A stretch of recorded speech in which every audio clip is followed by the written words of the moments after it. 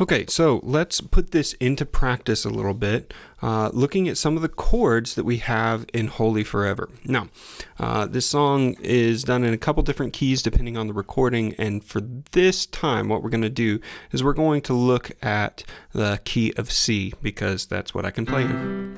Okay? So let's just go through the chorus, and I'm going to show you with the number system how it's communicating some of these things. Okay? All right, so we're in the key of C. C is our home base here. All right, and the first chord that we have in the chorus right here is an F chord. Okay, now that F is our normal F that we play.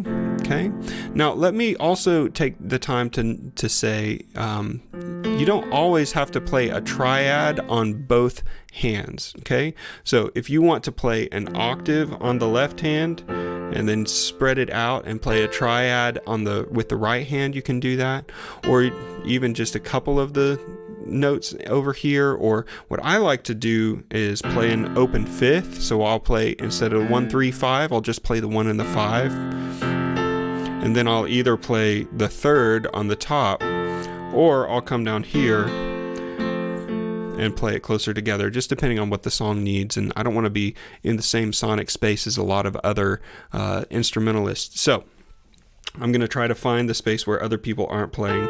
And a lot of times you'll see me just playing this open fifth and a third. Okay. So we're starting with an F here. Okay. Now the next chord that we see is an A minor 7. Okay, well, we know what A minor is, so we're going to go ahead and play that.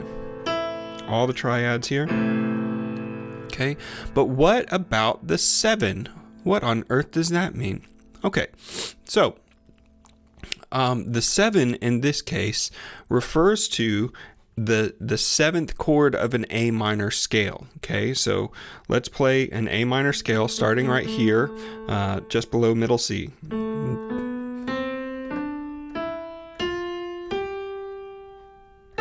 So they want us to add a G, all right? That's the 7th note of the scale, okay? So what I'm going to do is I'm going to take the bass in my right hand and play that 7 right there.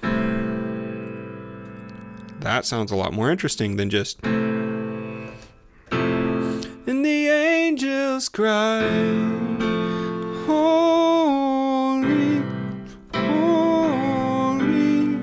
Okay? That sounds a lot cooler than, and the angels cry, holy. Okay, that 7 does add a little something there. Okay. All right, of course, now we see the next chord is a G. And the timing for the chorus here is, and the angels cry, 1 2 3 4, 1 2 3 4. So mess that up on the first time through, but you get the point. All the point is to show that how that 7 really adds something there. Okay. All right. So now, what about the next chord? Now we have a C, but it says C/E. Okay. So here's a C. We know that in an E is right here. Okay. So it's the third. Why is it pointing out the third there? And are you supposed to play an E chord with somehow a C? That doesn't sound very good. Okay, a C chord with an E. But where are you supposed to play it? Okay, so this is called an inversion. And if you haven't figured out inversions yet, I'm going to teach them to you very quickly. They're not very hard, but we're going to do a whole course on inversions, or a whole lesson on inversions right now.